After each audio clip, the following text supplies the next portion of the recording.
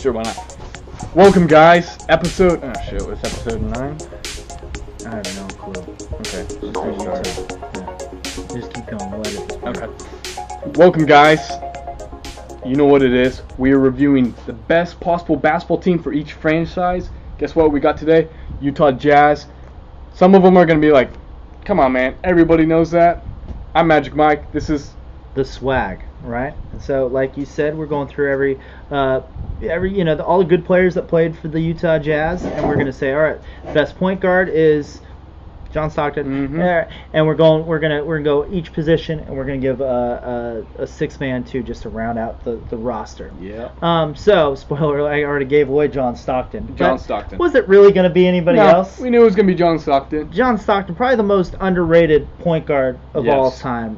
When you talk about great point guards, everyone's all Magic Johnson, Oscar Robinson, Isaiah Thomas. A lot of times they'll say the new guys, right? Chris Paul. Chris Paul's the greatest basketball player of all time. Most people, everybody loves Chris Paul. I don't know why. It's because he's from LA, bro. LA Clippers. Anyway, he's from like North Carolina. Yeah, but he's a Clipper. He was a Clipper. Was a Clipper. Anyway, I was exaggerating. Chris Paul's not. Anyway, John Stockton, one of the most underrated point guards of all time. Leads the league in assists and steals as a 6'2" white guy. I mean, that's pretty impressive. Mastered the pick and roll. Was a Utah Jazz player for life. Went on to play in the Dream Team. Did work for the Dream Team. Stockton, best point guard by far for the Jazz. All right. We're going to move right into shooting guard, right? And we're going to dig deep, right? We're going old school. We're going to go Pistol Pete Maravich. Ooh, right? Got me excited. The Pistol, right? This is back before the franchise was in Utah. This is back when they were in New Orleans, right? When things were getting really crazy, right? Especially in March. In Mardi Gras, yeah. Things were getting crazy, but all the while Pistol Pete was putting on a show, right? He's doing crazy stuff with the ball, the razzle dazzle, just doing work. Another white dude who could really just do people dirty all the while his hair is flopping, his socks are flopping, and he looked like this dorky guy while he was doing it, but he was just doing damage. He could shoot from anywhere, and just he could do anything he wanted to that ball. And he had that thing on a string. So, Pistol Pete, you are our all-time shooting guard for the Utah Jazz, and it's because it's Pistol Pete, right? You gotta have him, right? Adrian Dantley did work, and he was a stud for the Jazz, and all-out scorer. But you got to go with the Pistol, right? A better attitude anyway than Dantley. We're moving right on to small forward, and we're going to stick with the theme. Gunslingers, right? And we're just going to keep these players white. White. I'm going to stop there. But Andrei Kirilenko, he is our small forward that we're throwing in this spot, right? AK-47, right? So we got the Pistol, we got the AK-47, just the Russian sensation who could just do a little bit of everything. And that first part of his career. Hold on a second. Yeah. I think he's Ukrainian. It's the same thing, right? Oh, no, it's not. Oh, no? No. Okay. No. Anyways, I think he's Ukrainian. Don't quote me on that. But anyways, regardless, he was a hell of a basketball player, and he's our small forward. He could do a little bit of everything, and he kind of had a little bit of a breakdown halfway through his career where he just kind of just fell off. But that first part of his career, he was doing work, right? We're gonna kind of move outside of our theme with power forward, and we're going Karl Malone. Okay, I just want to apologize. He is Russian. Okay. I thought he was Russian. Boom. But a little part of me was like, I know one my of the Russians players, and Ukrainians. Well, one of the players was like Ukrainian, and I just know that like some people take offense to that. Like, no, I'm Russian. I'm Ukrainian. I think they're going to take offense to that accent you just did. What accent? I didn't. What are you talking about? All right. Anyway. It's not like there's video evidence. All right. One point for the swag on calling out the Russian. Right. Boom. All right, so power forward, Karl Malone. Postman. The mailman, right? Postman. It's all right. I'm thinking about Post Malone. It's all right. It's all right. Mailman, Karl Malone. He was just a stud. Again, him combined with John Stockton and Jerry Always Sloan. delivered. Right. Again, they mastered that pick and roll.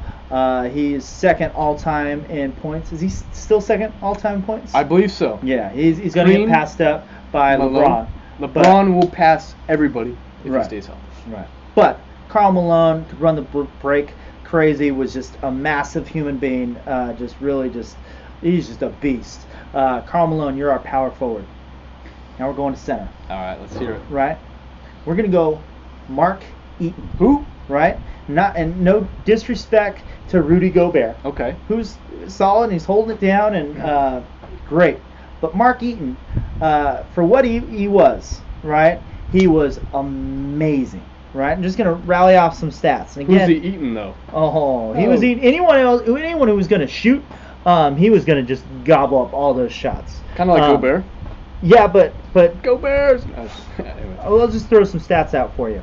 There was one point where he was averaging 4.3 blocks a game. Okay. Next season, 5.6 blocks, almost 6 blocks Now, a game. this was in the 90s. Or This is 80s the and 80s. 90s. Doesn't matter. Nobody's That's getting crazy. those numbers. Yeah, that's crazy. 4.6 blocks after that. 4.1.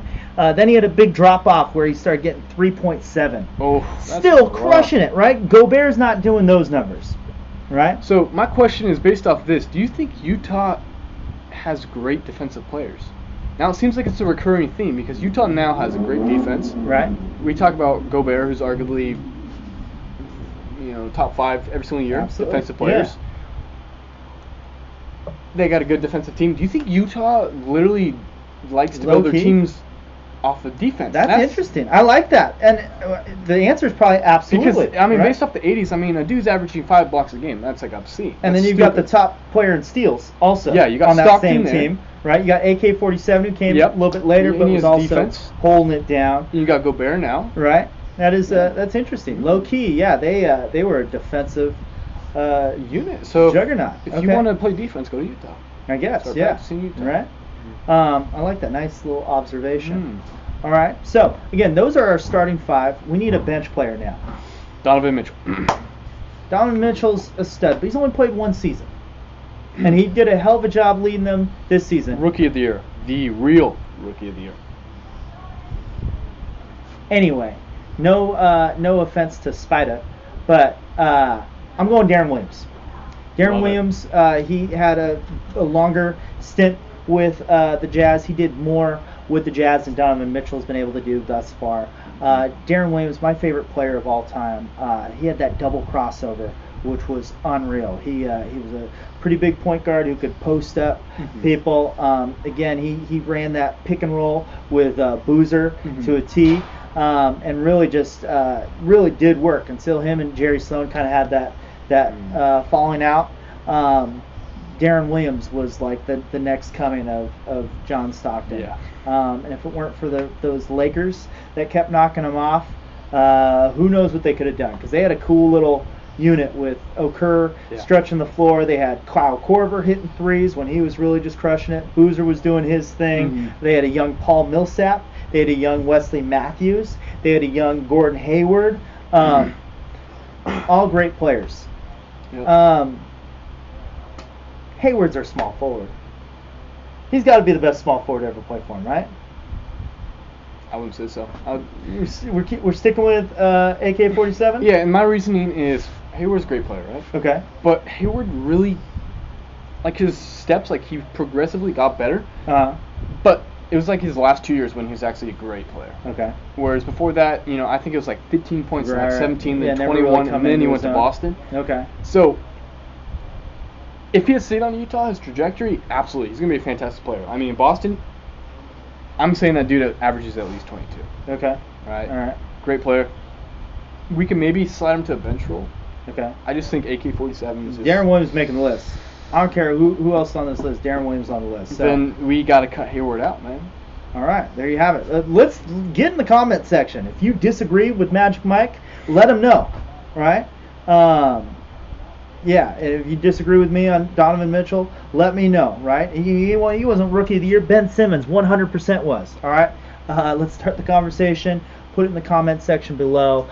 Make sure to subscribe and hit that little bell so you get notified next time we do one of these videos. Again, we're rallying off all the teams in the NBA, so you don't want to miss any of these episodes. They're progressively getting better and better and better as we're getting down to the more controversial teams with some of the more stacked talent, where we really have to do a little bit more work to decipher who makes these spots. So that's all we're going to say with this video. But, subscribe, log in, comment, and peace. Peace.